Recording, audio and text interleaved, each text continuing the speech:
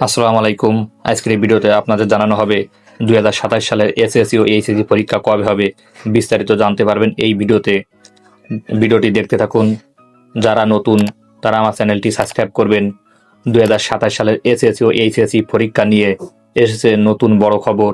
শিক্ষা মন্ত্রণালয় জানিয়েছে আগের মতন ডিসেম্বর মাসে পরীক্ষা নেওয়ার পরিকল্পনা নেই। নতুন শিক্ষাক্রম ও শিক্ষার্থীদের প্রস্তুতির বিষয় বিবেচনা করে পরীক্ষার সময়সূচিতে পরিবর্তন আনা হতে পারে। এর ফলে অনেক শিক্ষার্থী ও অভিভাবকদের মধ্যে তৈরি হয়েছে নতুন আলোচনা। কবে পরীক্ষা হবে, কবে রুটিন প্রকাশ হবে, এসব প্রশ্ন এখন সবার মনে। তবে শিক্ষা বোর্ড বলেছে খুব শীঘ্রই এ বিষয়ে বিস্তারিত তথ্য জানানো হবে। তাই 2027 সালের এসএসসি ও এইচএসসি পরীক্ষার সব আপডেট সবার আগে আমাদের চ্যানেলটি সাবস্ক্রাইব করবেন এবং পাশে থাকবেন।